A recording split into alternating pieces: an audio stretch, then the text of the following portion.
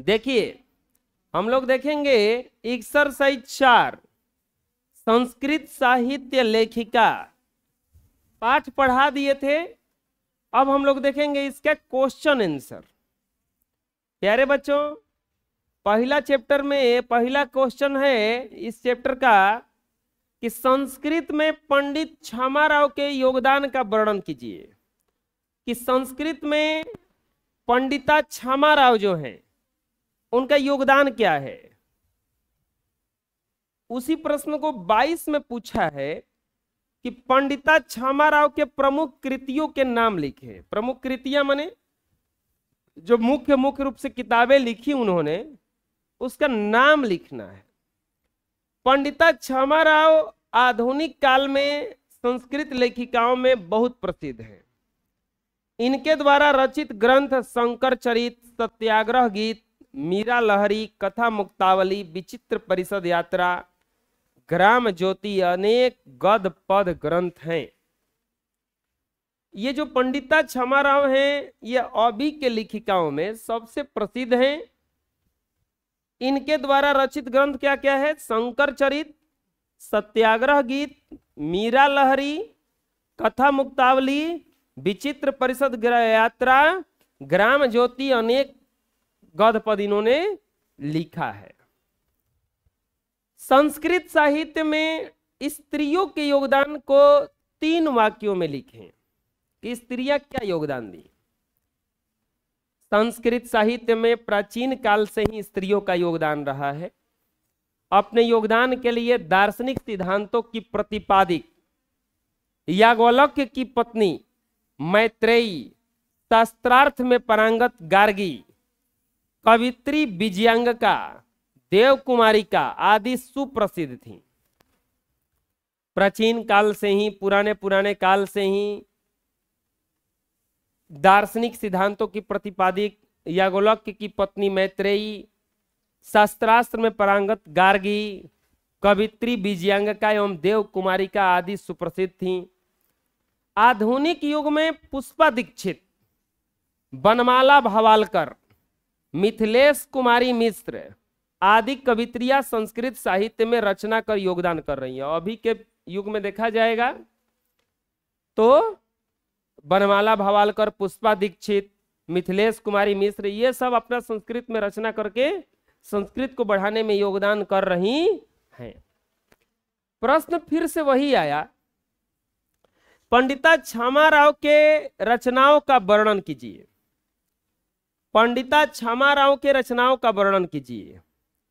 आप देखिए यहां पे ये 22 में ही क्वेश्चन आया है। ये भी अब बोलिएगा कि 22 में ही क्वेश्चन ये कैसे आ गया?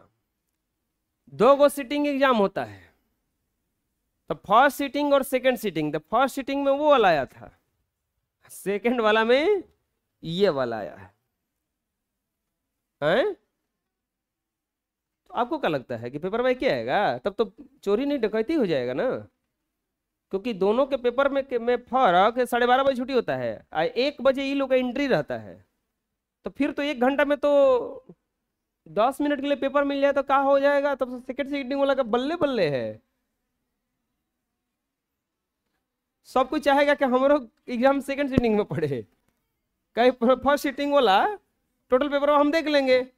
अरे कुछ ना तो चीट तो बनाइए लेंगे, ऑब्जेक्टिव तो कुल लिखिए लेंगे। सेकंड सिटिंग वाला तो कुल टॉप आएगा। सब में पेपर अलग अलग आता है। पंडिता यही में तो रोने लगता है बचवा सब। सेकंड सिटिंग वाला कहता है कि फर्स्ट सिटिंग वाला पेपर आसान था, अब फर्स्ट वाला कहता है कि सेकंड वाला आसान था। दोनों एक दूसरे से रोते रोते परीक्षा दे लेता है। ये कहने का कोई फायदा नहीं है। देखो पैटर्न एक रहता है परीक्षा का। अब 2 बार एग्जाम हो रहा है तो हो सकता है कि वो क्वेश्चन आपको याद ना हो जो क्वेश्चन दे दिया। ऐसे भी दूसरे के छिपा में ज्यादा घी नजर आता है, अपना छिपा में भले सुखाल सुखाल रोटी नजर आए। पंडिता छमाराव के रचनाओं का वर्णन कीजिए। पंडिता छमाराव अपने पिता पंडित शंकर पांडुरंग की जीवन पर शंकर चरित नामक ग्रंथ की रचना की। गांधी दर्शन से प्रभावित होकर उन्होंने सत्याग्रह गीत, मीरा लहरी, कथा मुक्तावली, विचित्र परिषद यात्रा, ग्राम ज्योति, अनेक गद्य पदों की रचना की। जो पंडिता छमाराम हैं, इन्होंने अपने पिता पांडुरंग, शंकर पांडुरंग के जीवन पर शंकर चरित की रचना की। गांधी दर्शन से बड़ी प्रभावित हो गई तो इन्होंने सत्याग्रह गीत, मीरा लहरी, कथा मुक्तावली, विचित्र परिषद यात्रा, ग्राम ज्योति, अनेक गद्य पद का क्या किया, रचना किया। वर्तमान समय में संस्कृत साहित्य के लेखन कार्य में कौन कौन सी स्त्रियां लगी हैं? अभी के समय में अगर पूछ रहा है कि कौन कौन सी स्त्रियां संस्कृत साहित्य को पूरा कर रही हैं, प्यारे बच्चों, वर्तमान समय में देखा जाएगा संलग्न कवित्रियों में पुष्पा दीक्षित, बनमाला भवालकर, मिथिलेश कुमारी मिश्र आदि प्रतिदिन संस्कृत साहित्य लेखन कार्य में लगी हैं। ये लोग जो हैं कौन कौन लगी हैं? पुष्पा दीक्षित, मिथिलेश कुमारी मिश्र, बनमाला भवालकर, ये सब अभी भी संस्कृत कार्य में क्या कर रही हैं? लगी हुई हैं। संस्कृत साहित्य लेखिका पाठ को संक्षेप में अपने शब्दों में लिखें। संक्षेप में पूरा यह पाठ्य लिखना है। संस्कृत साहित्य में महिलाओं का योगदान वैदिक युग से रहा है। वैदिक युग मतलब जब वेद पुराण वाला युग चलता था उसी समय से रहा है। अच्छा, वैदिक युग आया, फिर सत्ययुग, कलयुग, द्वापर युग, त्रेता युग, अभी कलयुग चल रहा है। वैदिक युग मतलब वेद मंत्र का सब कोई उच्चारण करता रहता था, चारों तरफ होम हवन चलता रहता था। सतयुग में सब कुछ सच्चाई पे चलता था। द्वापर,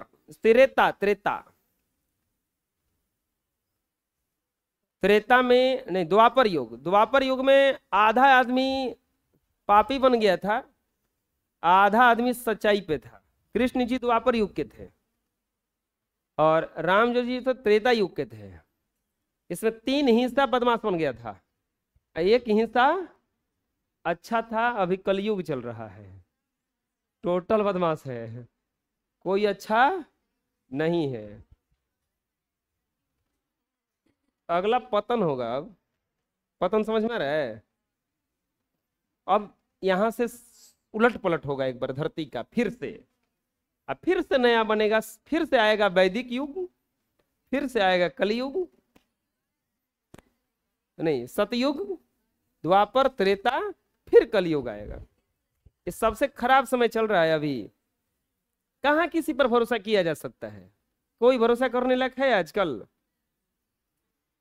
हर कोई अपना मौका देख के कुछ भी घटना कर देता है। संस्कृत साहित्य लेखिका पाठ को संक्षेप में लिखें। संस्कृत साहित्य में महिलाओं का योगदान वैदिक युग से रहा है।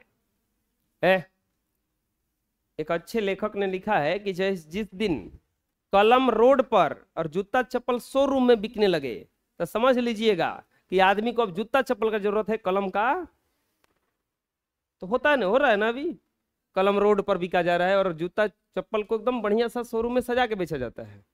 तो वो स्थिति आ गया है कि अब जूते चप्पल का जरूरत है, कलम का नहीं। और वो समझ लीजिए कि खराब समय चलने लगा, अब इससे कब खराब आएगा।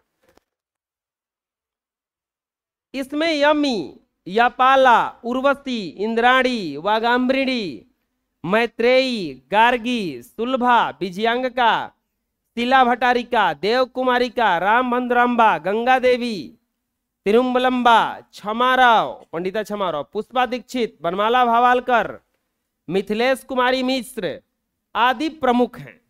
संस्कृत साहित्य लेखिकाओं में ये जितने भी नाम लिए ये लोग प्रमुख लेखिकाएं हैं। मधुरा विजयम, वरदाम्बिका परिणय, चंपू काव्य, शंकर चरितम, सत्याग्रह गीत, मीरा लहरी, कथा मुक्तावली, विचित्र परिषद यात्रा, ग्राम ज्योति आदि महिला लेखिकाओं की उल्लेखनीय रचनाएं हैं।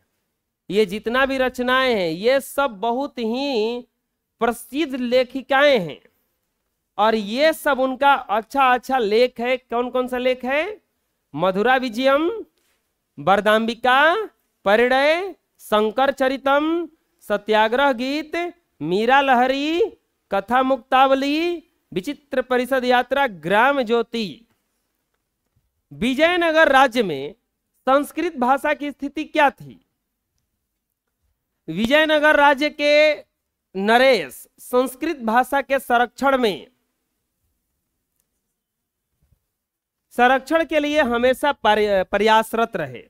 जो वहां के राजा थे उस संस्कृत को बढ़ाने के लिए हमेशा कोई ना कोई प्रयास करते रहे। उनके महल में संस्कृत रचना कार्य रानियां किया करती थी। रानी गंगा देवी ने मधुरा विजयम महाकाव्य अपने स्वामी की मदुरै के विजय घटना पर रचना की। इन लोगों के राज्य में, जो राज्य था विजयनगर, वहां के राज्य में जो वहां की महलों की रानियां जो थी, वो उस समय सीरियल वगैरह नहीं चलता था ना, बैठ के पढ़ती थी सब और कुछ कुछ लिखती रहती थी। उसी राज्य में 16वीं शताब्दी में अच्युत राज्य की रानी तिरुमलांबा ने वरदाम्बिका परिणय नामक चंपू काव्य की रचना की। संस्कृत गद्य की छटा समस्त पदावली द्वारा विन्यास से सुशोभित है। संस्कृत साहित्य में दीर्घतम समस्त पद भी वहीं प्राप्त होता है। संस्कृत साहित्य में विजयनगर राज्य का महत्वपूर्ण स्थान है। अगर संस्कृत साहित्य की दृष्टि से देखा जाए तो ये जो राज्य था, ये संस्कृत के उद्यान के लिए, संस्कृत के बढ़ाने के लिए बहुत प्रयास किया है, तो महत्वपूर्ण स्थान है। तिरुमलांबा किसकी रानी थी और उसने किस प्रकार के काव्य की रचना की?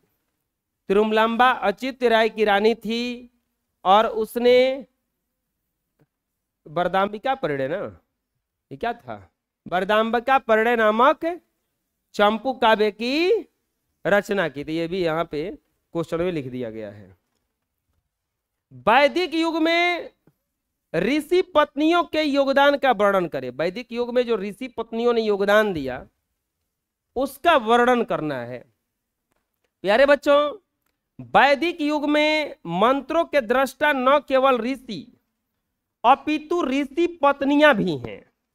ऋग्वेद में 24 और अथर्ववेद में 5 ऋषि पत्नियों को मंत्र दृष्टा के रूप में बताया गया है, जैसे यमी, अपाला, उर्वशी, इंद्राणी, वागाम्भृणी इत्यादि।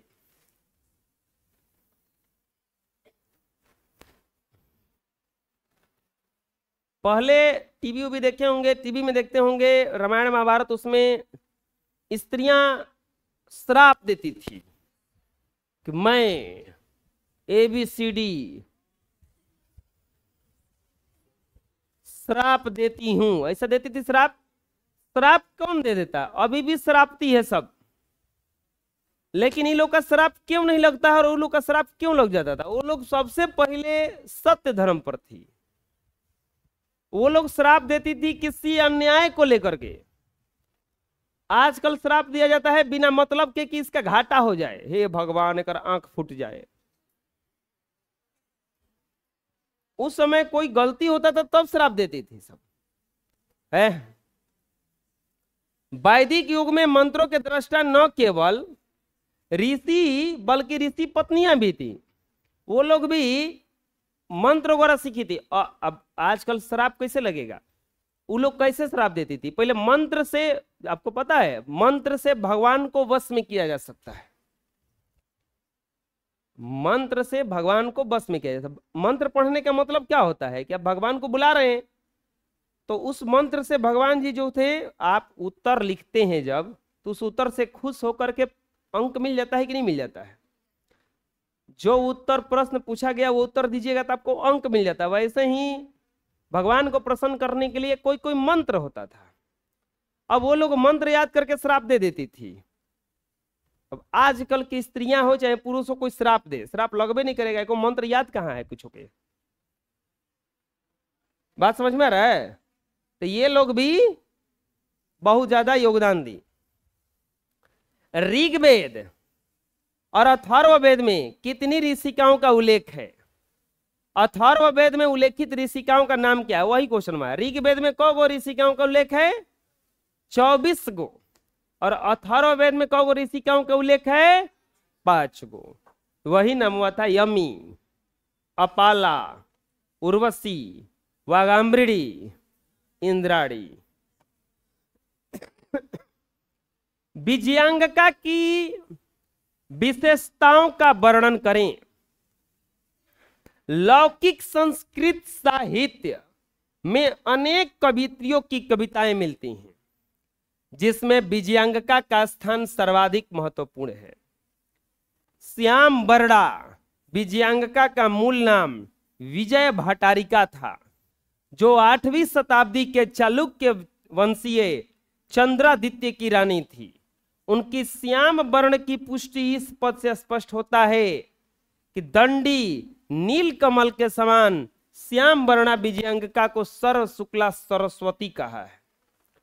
लौकिक संस्कृत साहित्य में अगर देखा जाएगा, अनेक कविताओं की कविताएं मिलती हैं, इन्हें कविताएं मिलती हैं कवित्रियों की, लेकिन उसमें सबसे जो सर्वाधिक महत्वपूर्ण स्थान माना गया, किसका माना गया? विजयांगिका का। इसका जो रंग था श्याम वर्णा, थोड़ी सांवली थी। ये चालुक्य वंश के राजा चंद्रादित्य की पत्नी थी। इनके बारे में दांडी ने लिखा था कि ये सर्व शुक्ला सरस्वती हैं, इसी से इनके रंग का पता चलता है। विजयांगिका को सर्व शुक्ला सरस्वती क्यों कहा गया है? लौकिक संस्कृत साहित्य में विजयांगिका का योगदान अभूतपूर्व है।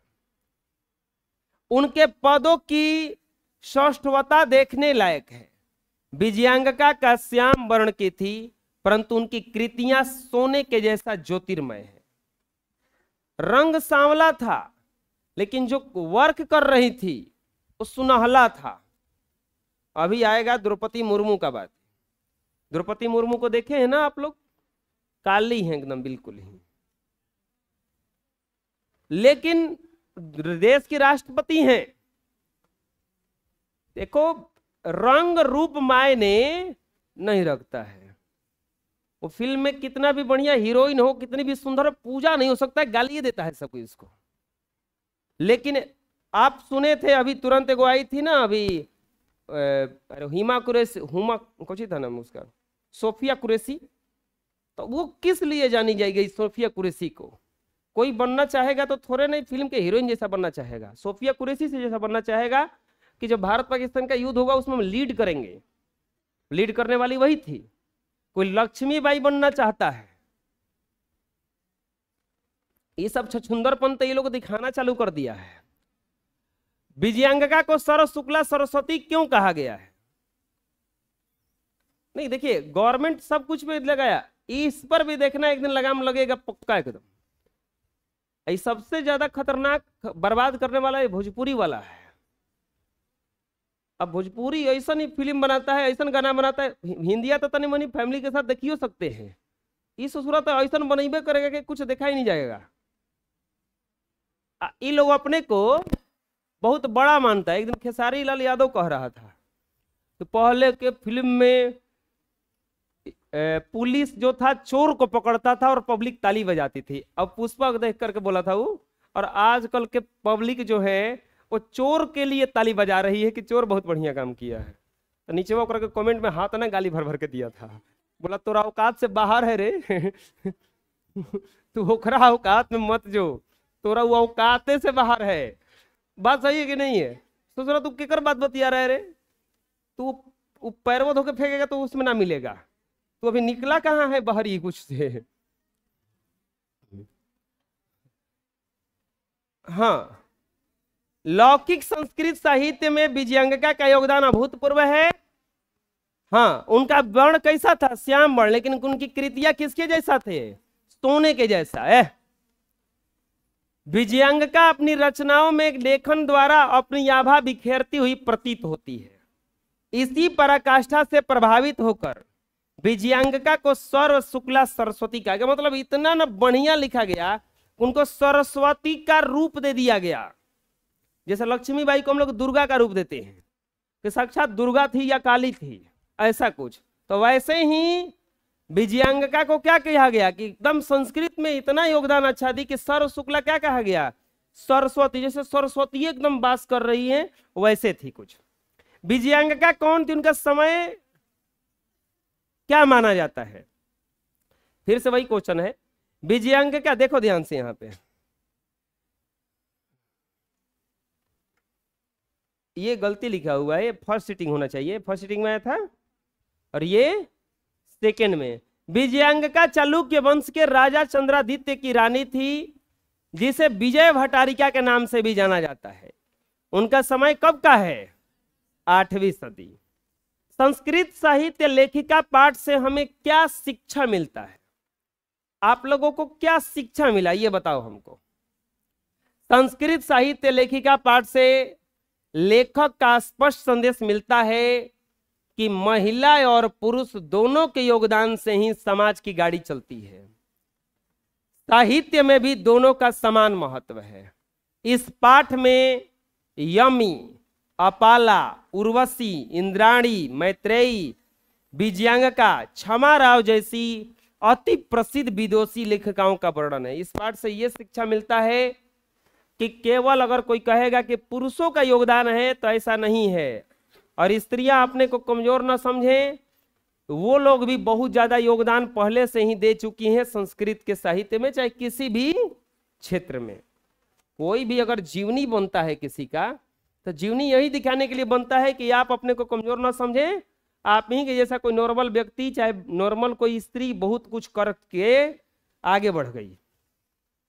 आधुनिक काल की किन्हीं 3 संस्कृत लेखिकाओं के नाम लिखे। आधुनिक काल मतलब अभी का, तो लिख दो, पंडिता क्षमा राव, पुष्पा दीक्षित, भनमाला भवालकर, मिथिलेश कुमारी मिश्र, ये सब आधुनिक काल की कवित्रियां हैं। संस्कृत साहित्य के संवर्धन में विजयनगर के राज्यों का योगदान का वर्णन करें। फिर वही क्वेश्चन वैसे ही आया। विजयनगर के राजाओं ने संस्कृत साहित्य की रक्षा के लिए अनेक प्रयास किए। उनके राजमहलों में संस्कृत भाषा में निपुण और निपुण और महिलाओं में रानी गंगा देवी, जो कंपड़ राय की पत्नी थी, ने स्वामी मदुरे के विजय की घटना पर मधुरा विजयम काव्य की रचना की। उसी राज्य में 16वीं शताब्दी में राजा अचित्य राय की रानी तिरुमलांबा बरदाम्बिका प्रणय नामक चंपू काव्य की रचना की। इस प्रकार संस्कृत साहित्य के संवर्धन में विजयनगर के राजाओं ने का योगदान अमूल्य रहा है। कोई भी अगर बड़ा काम करने जाओगे ना, जैसे आज हम लोग ये लोग बात कर रहे हैं, ये बात कब का है? 16वीं सदी। चल कौन सा रहा है सदी? 21वीं सदी चल रहा है। अभी 500 साल पहले का बात किया जा रहा है, ये आज का नहीं। अगर आप कुछ ऐसा काम करने जा रहे हो जो बिल्कुल ही अलग है और समाज के लिए बहुत ही फायदेमंद है, तो पक्का बता रहे उसमें समय लगेगा। और जब वो काम करने जाओगे तो लोग उस काम को समझेंगे नहीं, लोग उस काम को गाली देंगे कि कर क्या रहा है, रोकेंगे। एडिसन बल्ब बना रहे थे तो उनको रोका गया था। न्यूटन जब बल्ब का खोज कर रहे थे तो उनको कहा गया था कि तो सनक गया है, ये पगलाएगा, ये जाएगा रांची। अब रांची पागल खाना था। अब हम बोलेंगे लंदन जाएगा तो आप लोग को समझ में आएगा कि लंदन घूमने जाएंगे। वो रांची कहने से पता चलेगा कि थोड़ा सा जाना पहचाना लग रहा है। हाँ, यहाँ के लेखिकाओं का क्या योगदान है? तो 2-3 को वहां पे लेखिका हुई। एक मधुरा विजयम नामक काव्य की रचना की और एक बरदाम्बिका परिणय। अगला प्रश्न आता है, कौन कौन दक्षिण भारत की लेखिकाएं अपने स्फुट पदों के लिए प्रसिद्ध हैं? दक्षिण भारतीय लेखिकाएं शीला भट्टारिका, देव कुमारिका, रामभद्रम्बा अपने स्फुट पदों के लिए प्रसिद्ध हैं। इन्होंने संस्कृत के उत्थान के लिए बहुत अधिक प्रयास किया है। ये लोग जो हैं संस्कृत को आगे बढ़ाने में बहुत योगदान दिया है। कौन कौन? शीला भट्टारिका, देव कुमारिका, रामभद्रम्बा। संस्कृत साहित्य लेखिका पाठ से हमें क्या संदेश मिलता है? क्या हमें मैसेज मिलता है इस पाठ से?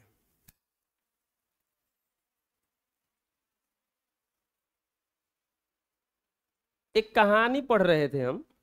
वो कहानी था, एक छोटे से बालक था, किसी के घर में नौकर था, और वो जा कर के बोला मालिक से कि मालिक मेरा तनख्वाह बढ़ा दीजिए, खर्चा पूर्ण नहीं रहा है। तो मालिक बोला कि देखो हम तुम्हारा तनख्वाह नहीं बढ़ा पाएंगे। बोला कि 1 रुपया बढ़ा दीजिए ना केवल। तो बोला कि नहीं 1 रुपया भी नहीं बढ़ा पाएंगे, वो बहुत पहले का बात है, 1 रुपये का वैल्यू था उस समय, तुमको जहाँ बेसी मिलता है जाओ। तो लड़कवा सोचने लगा कि हम इस घर में रहते हैं, ढेर दिन से नौकरी कर रहे हैं, हमको बड़ी इज्जत से रखा जाता है और ये लोग बहुत अच्छे से बात करते हैं, तो चलो कहाँ जाएंगे हम, जाने तो नहीं बढ़ा रहे हैं तो यही जे रह जाते हैं। सुदर्शन नामक एक लेखक है, ये लिखा हुआ उन्हीं का है। और वो रहने लगा। कुछ दिनों के बाद वो अपना बात, उसके घर में कोई बीमार था, उसको पैसा भेजना था, पैसा नहीं था, तो उसका दोस्त था बगल में, वो दोस्त से बोला ये बात, तो बोला कि ठीक है हम तुमको पैसा दे दे रहे हैं। वो 1 रुपया उसको दिया और 1 रुपया अपने घरे भेजवा दिया। अगले दिन बोला कि हम तुम्हारा पैसा वापस कर देंगे। और अगले दिन क्या किया कि वो जिस घर में रहता था उस घर में कोई कमरा में उसके मालिक जो थे बात कर रहे थे किसी से। वो मालिक जो थे इंजीनियर थे और किसी से बात कर रहे थे कि अरे ये क्या दे रहे हो हमको, हम तुम्हारा इतना बड़ा काम किए हैं और तुम हमको केवल 500 रुपया दे रहे हो। तो बोला कि काम किए हैं, तो बात वहां पे चल रहा था रिश्वत का, वो घूस दे रहा था 500 कोई। तो बोला, वो आदमी बोल रहा था जो दे रहा था कि जाने दीजिए साहब, समझ लीजिए कि अपना ही काम किए हैं, रख लीजिए इतना। तो फिर झिकझिक हुआ, तो ये सुना तो बोला कि देखो ना अंदर में मतलब इतना घूस का बात चल रहा है, हमारा पैसा नहीं बढ़ा रहा है। तनिए इसको आवाज लगाया कि अरे इधर आओ और लो ये 5 रुपया जलेबी जा करके ले आओ। और वो 5 रुपये लेके जलेबी लाने जाता है। तनिए इसके मन में थोड़ा सा शक हो जाता है, कुछ मतलब लड़के के मन में, वो 4.5 रुपये का जलेबी लाता है और 8 आना बचा लेता है। और जैसे ही लेके जलेबी आता है वो दोनों के सामने रखा जाता है, तो जो पैसा दिया था 500 रुपया जो घुसवा दे रहा था, वो बोला कि कितना का जलेबी लाया, अरे जलेबी कम लग रहा है। तो बोला कि नहीं सही लाया है। बोला सही लाया है ना, चल दुकानदार के पास चल। अब तो डर गया, बात केवल 98 का था। अब ये डरा गया, नहीं नहीं नहीं हम उतने के लाए हैं, उतने के लाए हैं, उतने के लाए हैं।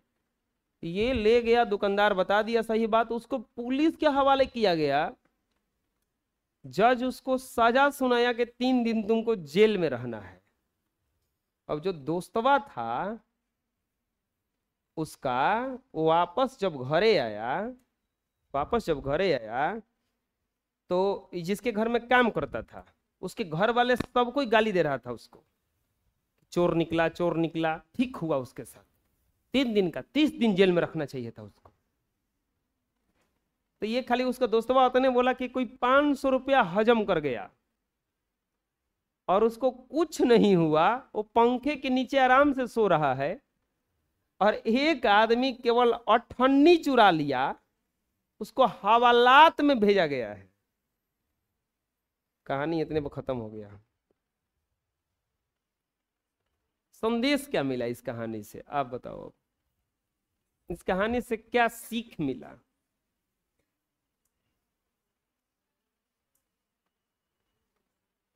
बताओ। हैं? क्या सीख मिला इस कहानी से? सोच लेना, सोच के बताना हमको। इस पाठ से हमें क्या संदेश मिला? उस पाठ का नाम था, ये कहानी का, बात 98 की। बात केवल कितना का था? 98 की बात थी। पहुंचा गया उसको कोर्ट में। अरे अभी आपको पता है, अभी बिहार में एगो आदमी था, उस 100 रुपया का किसी को रिश्वत लेते हुए पकड़ा गया था, तो उसका 30 साल उसको मुकदमा चला था उस पे। 30 साल क्या चला था उस पे? मुकदमा चला था।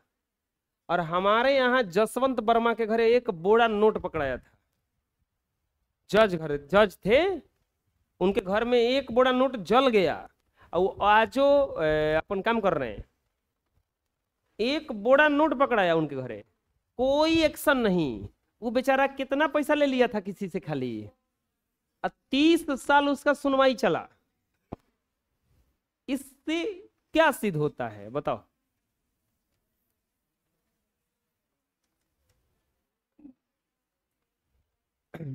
बहुत खतरनाक।